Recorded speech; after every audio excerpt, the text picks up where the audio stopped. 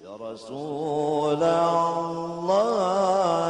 salamun alaik ya Rafi'an. Bismillahirrahmanirrahim. Alhamdulillahi rabbil alamin. Wassalatu wassalamu ala sayyidil mursalin wa imamil muttaqin sayyidina wa maulana Muhammadin wa ala alihi wa sahbihi ajma'in. Alhamdulillah, segala puji kembali dan selalu terhatur kehadirat Allah yang masih memanjangkan umur dan melimpahkan kesehatan pada kita seberataan, sehingga diperjumpakan lagi di majelis ilmu yang mudah-mudahan bujur-bujur membawa kita pada kebaikan-kebaikan dunia dan akhirat. Amin ya rabbal alamin. Melanjutkan kitab Al-Ajwibatul Ghaliyah, sin hal tawasulu maksurun bil a'mali faqat duna dzawat. Pertanyaan: apakah tawasul itu dibatasi hanya dengan amal perbuatan aja dan kada boleh bertawasul dengan zat atau dengan person atau dengan orangnya? Jim jawab, la, li umumil ayat al-mutaqaddimah. Tawasul itu kada dibatasi hanya dengan amal aja. Boleh bertawasul dengan orangnya, personnya. Kayak apa maksudnya? Tawasul dengan amal itu contohnya, ya Allah, dengan sebab 2 rakaat salat yang ulun gawi, kabulkan hajat ulun. Itu tawasul dengan amal 2 rakaat. Adapun tawasul dengan zat, orangnya, ya Allah, dengan sebab wali Syekh Saman, kabulkan hajat ulun. Nah, itu ngarannya zat, orangnya. Kedua-duanya boleh. Wa amma man idda'a jawaz at-tawassul bil a'maduna dzawat wa qasara murad al-ayah 'ala al-awwal fala dalila 'ala dzalik. Boleh tawassul dengan amal dan zat karena ayat Al-Qur'an yang membicarakan perintah tawasul umum sifatnya. Wabtaghu ilaihil wasilata, umum. Al-wasilah perantara di situ umum, baik amal, zat, person masuk berataan. Adapun mereka-mereka yang mengklaim tawasul itu boleh dengan amal aja, kada boleh dengan zat atau person orangnya, dan membatasi makna ayat yang tadi dikisahkan, maka hal tersebut kada ada dalilnya. Membatasi untuk tawasul amalnya itu kada ada perpegangannya. Likaunil ayah mutlaqatan, karena keberadaan ayat tersebut umum. Wabtagu ilaihil wasilah. Bal hamluha 'alal ma'na tsani aqrab. Bahkan mengartikan al-wasilah adalah tawasul dengan zat itu lebih mendekati paham yang benar. Itu lebih bisa diikuti. Li'annahu subhanahu amara bittaqwa wa ibtigha'il wasilah. Karena ayat itu awalnya Allah itu memerintahkan, ya ayyuhalladzina amanu ittaqullah. Wahai orang-orang beriman, bertakwalah kalian kepada Allah. Nah, ayat ini diawali perintah beramal.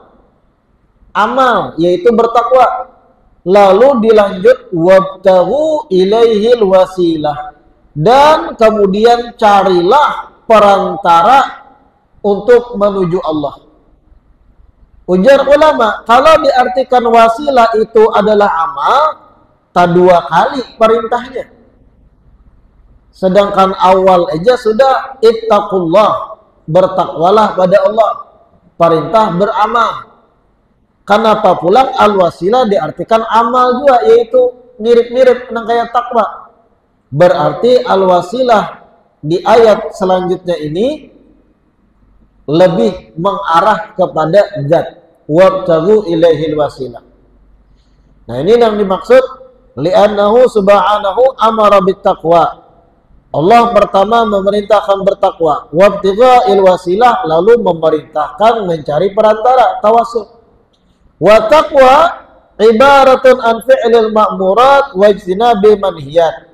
Dan takwa itu adalah menggawi perintah, menjauhi larangan. Fa idza fassarna ibtigha'al wasilah bil amal as-salihah, apabila al-wasilah di ayat tersebut kita tafsirkan adalah amal soleh aja, saral amru fihi tikraran wa ta'kidan. Jadinya kedua kali Allah menyuruh. Pertama, ittaqullah, bertakwalah pada Allah, beramal solehlah. Lalu wabtaghu ilaihil wasilah, beramal soleh pulang, cari perantara dengan amal soleh. Kada mungkin kedua kali. Sehingga jar ulama al-wasilah itu lebih mengarah kepada zat. Walakin idza urida bil wasilati dzawat al-fadilah, akan tetapi seandainya al-wasilah itu dimaksudkan adalah zat orangnya, kana taksisan, maka perintah wabtaghu ilaihil wasilah itu maulangi percakapan bahasa. Maulah bukan maulang, memulai percakapan hanyar. Wa huwa muqaddamun ala ta'kid, dalam ilmu bahasa itu lebih dikedepankan daripada mengulang-ulang. Wa aidan fa innahu idza jaza tawassul bil amal ma'a kauniha a'radan makhluqatan fadzawat al-mardiyatu indallah aula bil jawaz. Begitu pula dalil kita kenapa tawassul dengan zat itu boleh, karena apabila tawassul dengan amal aja itu boleh, sedangkan itu bagian daripada sifat makhluk, maka zat yang diridai Allah itu lebih diperbolehkan lagi, karena itu sumber daripada amal. Bi'tibari ma fiha min hiyazati a'la maratibit ta'a wa yakin wa ma'rifati billahi rabbil alamin, dengan memandang bahwa zat itulah yang akan meraih kedudukan dari ketaatan dan keyakinan serta makrifat di sisi Allah Subhanahu wa taala. Intinya, ada sekelompok orang memadahkan tawassul itu boleh dengan amal aja. Kada boleh tawassul dengan sosok, dengan zat. Ini jelas terbantahkan. Kita Ahlussunnah wal Jamaah meyakini dengan kesimpulan dalil demi dalil, tawassul itu mutlak, umum, baik dengan amal soleh, baik dengan person, dengan zat, kedua-duanya boleh. Itu intisarinya. Wa qala Allah Ta'ala, Allah berfirman, walau annahum idzalamu anfusahum ja'uka fastaghfirullaha wastaghfara lahumur rasul lawajadullaha tawwabar rahima. Wa hadha sarihun fi ittikhadihi sallallahu alaihi wasallam wasilatan ila Allah Ta'ala. Allah berfirman dalam Al-Qur'an, seandainya mereka berbuat zalim pada diri mereka, artinya seandainya mereka itu berbuat dosa, ja'uka, kemudian mendatangimu wahai Nabi Muhammad, fastaghfirullah, kemudian mereka meminta ampun kepada Allah, wastaghfara lahumur rasul, dan sang rasul pun yaitu Nabi Muhammad memintakan ampun bagi mereka, lawajadullaha tawwabar rahima, niscaya mereka yang berbuat dosa akan mendapati Allah Maha menerima taubat lagi Maha penyayang. Ayat ini sharih, jelas, fittikhadihi sallallahu alaihi wasallam wasilatan ilallah ta'ala, jelas menunjukkan Rasulullah dijadikan perantara menuju Allah. Ini ayat menjelaskan tawassul. Perhatikan, walau annahum idzalamu anfusahum, ketika mereka mendolimi diri mereka, artinya ketika mereka berbuat dosa, hendak minta ampunan nih kepada Allah karena banyak dosa. Ja'uka, mereka pun mendatangimu wahai Nabi Muhammad, mendatangi Rasulullah. Kemudian setelah datang kepada Rasul, mereka meminta ampun pada Allah dan Rasul pun memintakan ampun bagi mereka. Maka niscaya mereka akan dapati Allah Maha menerima taubat lagi Maha penyayang. Ada kalimat ja'uka, mendatangimu wahai Nabi Muhammad, sehingga ajar ulama ini dalil nang nyata adanya tawasulnya sahabat yang merasa berdosa datang pada Rasul. Seandainya kada boleh bertawasul, maka harusnya sahabat itu langsung minta ampun pada Allah. Sing langsung aja. Tapi ternyata mekanismenya datang pada Nabi dulu. Lalu minta ampun pada Allah dan Nabi pun mintakan ampun bagi mereka, hanyar dosa mereka diampuni Allah. Liqaulihi ja'uka wa qauli wastaghfara lahumur rasul. Karena di dalam ayat tadi ada lafaz ja'uka, mendatangimu wahai Nabi Muhammad. Wastaghfara lahumur rasul, dan ada lafaz Rasul pun memintakan ampun bagi mereka. Walau la dzalik famal faidatu min qawlihi ja'uka. Seandainya ini kada menunjukkan dasar dalil tawasul, maka apa faidahnya menyebut ja'uka, mendatangimu wahai Nabi Muhammad? Artinya Allah melajari kita boleh bertawasul dengan kekasihnya. Sin hajawazu tawasul amun bil ahya wal amwat. Nah ini penting pulang. Apakah tawasul itu umum, boleh dengan memakai wali-wali yang masih hidup, ataupun boleh juga memakai wali-wali yang sudah mati? Nah ini pulang pembahasannya. Apakah tawasul itu boleh dengan yang sudah meninggal sebagaimana boleh dengan yang masih hidup? Dan ini praktek amaliyah kita Ahlus Sunnah, terutama di Tanah Banjar, rancak tawasul dengan mereka yang sudah meninggal, wali-wali yang sudah wafat meninggalkan dunia. Itu ngarannya amwat, orang yang sudah meninggal, kita pakai jasa tawasul. Kalau bertawasul dengan yang masih hidup, dalilnya kita baca tadi salah satunya. Datang pada Rasul, lalu Rasul memintakan ampun bagi mereka. Apakah umum tawasul itu boleh dengan yang mati dan boleh dengan yang hidup? Jawabannya, na'am, iya, boleh. Fa innal ayata aidan 'amatun fi hayatihi ad-dunyawiyah wa ba'da wafati sallallahu alaihi wasallam. Karena ayat yang berbicara perintah tawasul itu umum, baik ketika Nabi masih hidup di alam duniawi atau setelah wafatnya Nabi. Wa qad thabata bi annahum ahya'un fi quburihim, dan malah ada dalil-dalil yang sahih menyampaikan bahwa para nabi itu hidup dalam kubur mereka. Para nabi dan orang-orang mati syahid itu disebut dalam Al-Quran hidup dalam kubur mereka. Wa anna arwa'ahum fi hadrati rabbihim, dan roh-roh mereka itu berada di sisi Tuhan mereka. Faman tawassala bihim, maka siapa orang yang bertawassul dengan mereka, wa tawajjaha ilaihim wa tawajjahu ilallahi ta'ala fi husuli matlubihi, dan siapa orang yang bertawajjuh kepada mereka yang sudah meninggal, maka mereka sama halnya bertawajjuh kepada Allah untuk meraih apa yang diinginkannya. Fal mas'ul fil haqiqati huwa Allah. Pada hakikatnya yang kita pinta adalah Allah.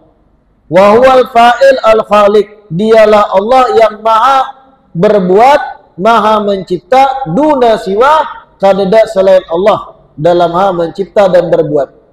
Fa innana ma'asyar ahli sunnah wa jamaah la na'taqidu ta'thiran wala khalqan wala naf'an wala dhurran illa lillah wahdahu la syarika lah.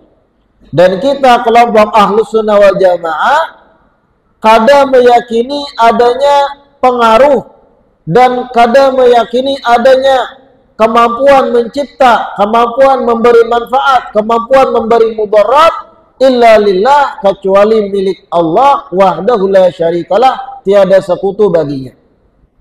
Wal anbiya wal awliya la ta'thira lahum fi syai'. Sedangkan nabi-nabi dan para wali, hakikatnya mereka kada memiliki kemampuan memberi pengaruh.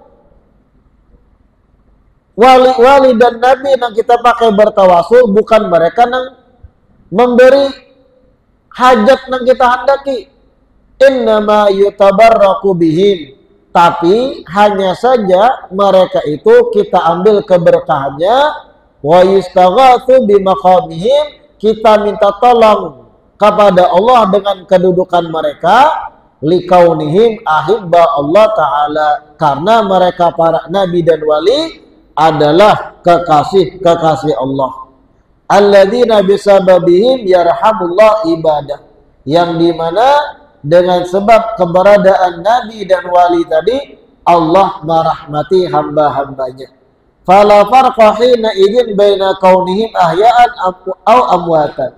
Sehingga kalau kita ahlu sunnah meyakini nabi dan wali itu yang kita pakai tawassul kadang memberi pengaruh pada hakikatnya, kadang memberi hasil akhir dalam kabulnya hajat, mereka sekedar kita jadikan perantara agar Allah mengabulkan, maka kalau sudah meyakini hal tersebut, baik mereka masih hidup ataupun mereka sudah mati, kada ada perbedaannya.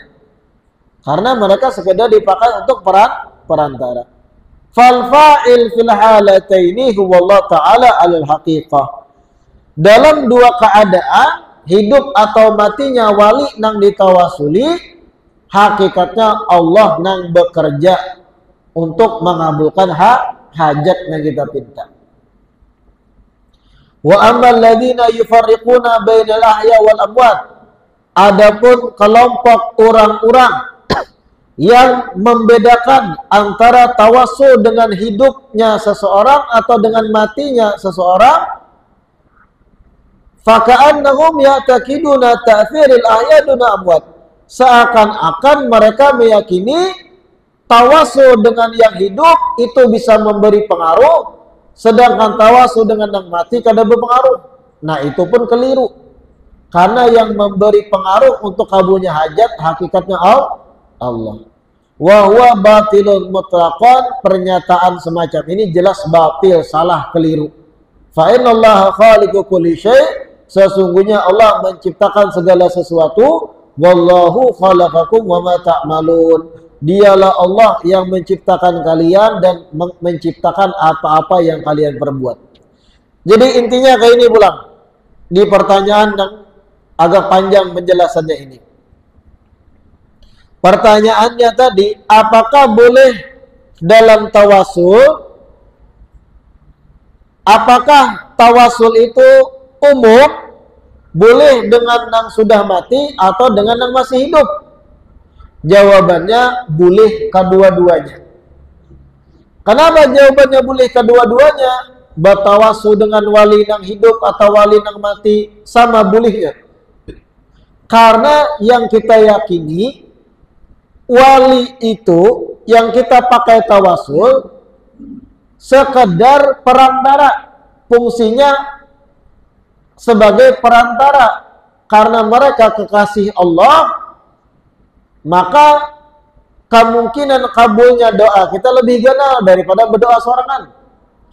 Ketika sudah yakin wali itu sekedar perantara, kada si wali yang mengabulkan doa kita, maka kada penting lagi membahas baik walinya hidupkah atau sudah mati. Kedua-duanya sama, karena posisi mereka sebagai perantara aja. Dan kita meyakini ketika wali itu meninggal dunia, bukan berarti hilang totalnya. Seseorang ketika wafat meninggal dunia, apakah hilang total? Wujudnya kada ada lagi. Jelas itu pernyataan yang keliru. Orang ketika meninggal dunia, rohnya itu masih ada. Hanya saja berpindah dari kehidupan dunia ke kehidupan barzakh selanjutnya. di barzakh masih ada mereka. Si wali tadi pun ketika meninggal sebenarnya masih ada kedudukannya di sisi Allah. Sehingga kada ada perbedaan baik si wali hidup atau mati, boleh kedua-duanya dipakai dalam tawassul. Nah, itu pembahasannya. Selanjutnya madalil ala jawazit tawassul bil amwat. Apa dalilnya tawassul itu boleh dengan mereka yang sudah mati? Nah, ini lebih jelas lagi. Apa dalilnya? Qauluhu ta'ala walau annahum idzalamu anfusahum ja'uka fastaghfirullah wastaghfara lahumur rasul la wajadullaha tawwabur rahima fa innal ayata amatun fi hayatihi sallallahu alaihi wasallam ad-dunyawiyah wa ba'da wafatihi sallallahu alaihi wasallam wa intiqali ila al-haya' al-barzakhiyah. Dalilnya yaitu ayat yang kita baca tadi surat An-Nisa. Seandainya sahabat-sahabat, seandainya mereka-mereka, ujar Allah, berbuat dosa, menggolimi diri mereka sendiri, ja'uka, kemudian datang kepadamu, fastaghfirullah, kemudian mereka meminta ampun pada Allah, wastaghfara lahumur rasul, kemudian Rasul memintakan ampun bagi mereka. Ayat ini jar ulama, Allah itu berbicara umum. Bukan berarti ketika Nabi masih hidup hanya berlaku ayat ini. Ketika Nabi meninggal pun berlaku. Apa dalilnya? Ada riwayat-riwayat lain dalam hadis sahabat-sahabat datang ke kubur Nabi. Sayyidina Bilal bin Rabah datang ke kubur Nabi, berdoa di situ.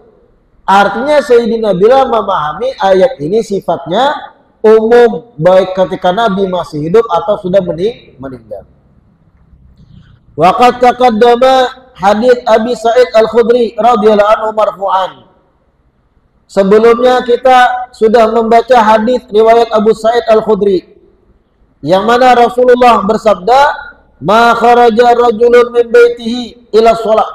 Tidaklah, ujar Nabi, seseorang keluar rumah menuju salat. Faqala, kemudian ianya berdoa, "Allahumma inni as'aluka bihaqqi sa'ilin 'alaik." Ya Allah, sesungguhnya ulun meminta pian dengan keberadaan orang-orang yang meminta kepada pian sebelum ulun. Wa bihaqqi mamsyaya hada ilaik, dan dengan kebenaran langkah kaki ulun ini menuju pian. Fa inni lam akhruj bataran wala asyara. Sesungguhnya ulun keluar ini bukan karena sombong dan angkuh, wala riya'an wala sum'ah, bukan karena ria dan mencari ngaran. Wa inna ma kharajtu tiqasa khatik, sesungguhnya ulun keluar menghindari murka pian dan demi ibtigha mardatik, mencari ridha pian. As'aluka an tunqidhani minan nar, ulun meminta agar pian selamatkan ulun dari neraka, wa an taghfira li dunubi, dan agar pian mengampuni dosa-dosa ulun. Fa inna la yaghfiru dzunub illa ant, sesungguhnya kadada yang mengampuni dosa-dosa kecuali pian. Siapa orang, jar Nabi, membaca doa ini ketika menuju salat, illa waqalallahu bi sab'ina alfa malak yastaghfiruna lahu, mengecualikan Allah akan mewakilkan kepada orang tersebut 70.000 malaikat memintakan ampun baginya.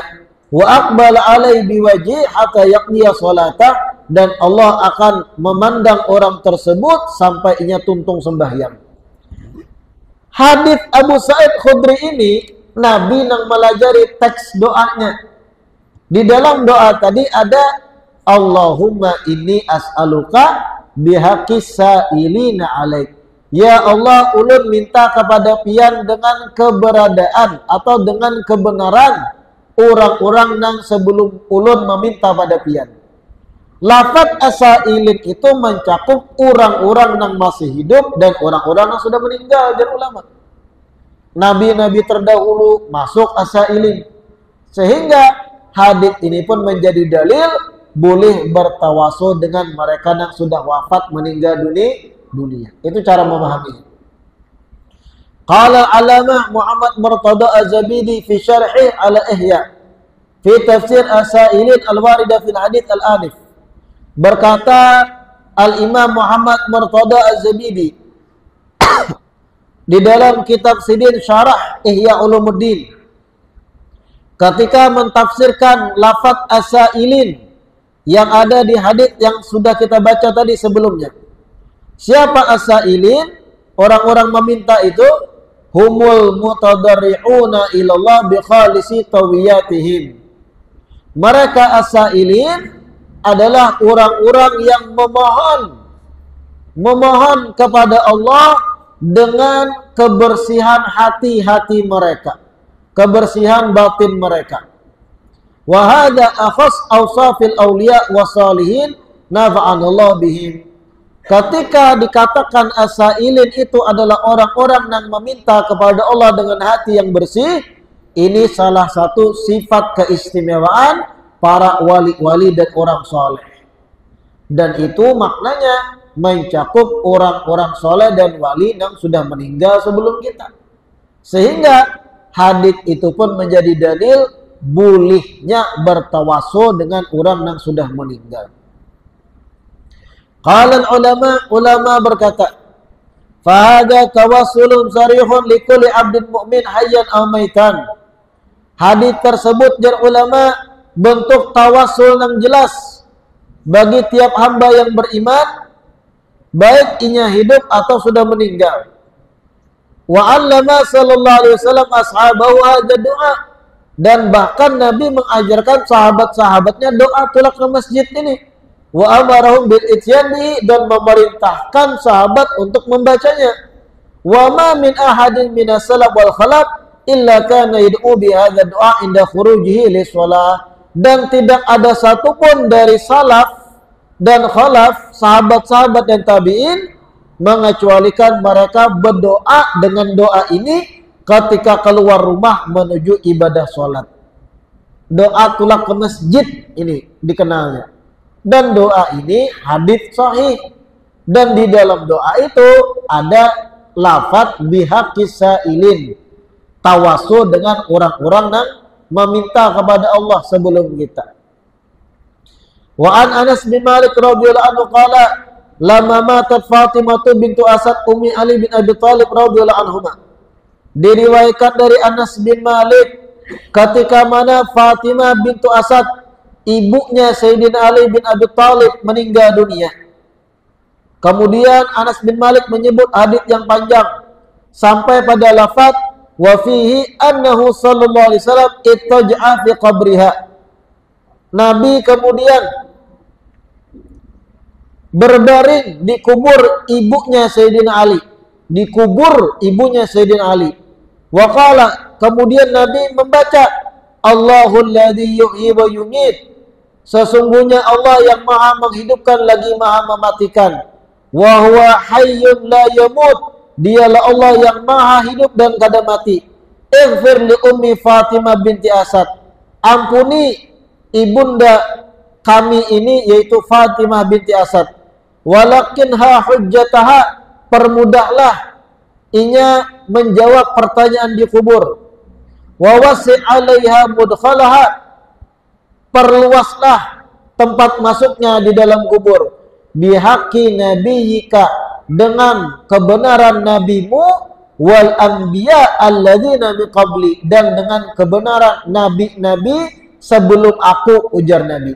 Fa innaka arhamur rahimin, sesungguhnya pian ya Allah maha penyayang dari semua nang menyayangi. Nah, Nabi itu pernah berdoa di kuburan Fatimah, ibu Sayyidina Ali. Ibu Sayyidina Ali, Fatimah juga ngarannya, tapi Fatimah binti Asad. Ketika ibu Sayyidina Ali meninggal di kubur, Nabi mendatangi kubur ibu Sayyidina Ali, dan Nabi berabah, ittaja, berbaring. Lalu Nabi itu berdoa. Apa doa Nabi? Ya Allah, ampuni dosanya Fatimah binti Asad, perluas kuburan Sidin, permudah Sidin menjawab jawaban dalam kubur. Lalu diakhiri doa Nabi tadi dengan tawasul, dengan sebab nabimu, Nabi bertawasul dengan diri Sidin seorang. Wal anbiya, dan dengan sebab nabi-nabi alladzina min qabli, sebelum aku, ujar Nabi. Perhatikan lafadznya. Fandur qaulahu wal anbiya alladzina min qabli. Nabi-nabi sebelum aku. Fahuwa sharihun, ini jelas dalil fi jawazit tawassul bil anbiya ba'da wafatihim. Bertawasul dengan nabi-nabi setelah mereka meninggal dunia. Karena nabi-nabi sebelum Nabi kita Muhammad pastinya sudah meninggal. Dipakai dalam doa Nabi sendiri. Dalil tawasul dengan mereka yang sudah mati itu boleh. Fa innahum ahya'un fi barazikhihim. Lawan pulang sesungguhnya para nabi itu hidup di dalam alam barzakh mereka masing-masing. Wa kadzakum malu warathatihim minas siddiqin wal auliya nafa'allahu bihim.